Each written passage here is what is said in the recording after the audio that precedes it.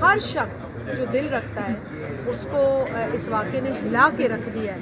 آپ نہیں کہہ سکتے کہ اس پر میں تو صرف دکھ مجھے اس بات کا ہوتا ہے کہ اس کو ہمیں اپرچونٹی صرف سیاسی نہیں بنانا چاہیے۔ یہ ایک انسانی مسئلہ ہے، انسانیت کے اوپر کوئی میں سمجھتی ہوں کہ سیاست یہ کرنا جو ہے نا وہ اس جہان میں بھی غلط ہے اور اس جہان میں تو بہت غلط ہے۔ تو میرا یہ خیال ہے کہ اس طریقہ کار سے گریز کرنا چاہیے، اپنا انپٹ لوگ ضرور دیں جو سیاسی جماعتوں سے بھی تعلق رکھتے ہیں، جو سیاسی ٹولوں سے تعلق رکھتے ہیں، وہ اپنا انپٹ ضرور دیں۔ بہتری کی بات سندھ حکومت ہمیشہ سنتی ہے اور سنے گی۔ میں کہ آج مجھے کوئی کہہ رہا تھا کہ ڈھونڈنے جاؤ گی تو تمہیں پنڈی اور اسلام آباد میں بھی ایسی بہت بلڈنگز ملیں گی۔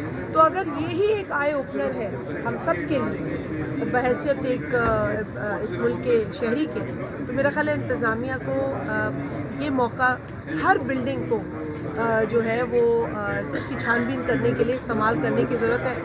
آج ایک گل پلازا ہے، کل کوئی اور بلڈنگ ہو سکتی ہے۔ اس سے قبل بھی جو ہے وہ فائرز بہت لگی ہے اور وہاں لوگ بتا بھی رہے تھے۔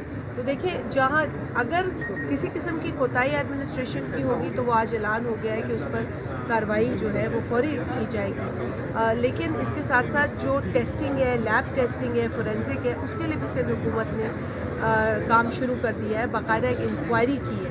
اپنی ذمہ داری سے پیچھے کبھی نہیں بھاگے گی سندھ حکومت، کیونکہ بر وقت آپ کو پتہ ہے کہ چیئرمین پیپلز پارٹی نے نوٹس لیا، صدر آصف علی زرداری صاحب نے نوٹس لیا۔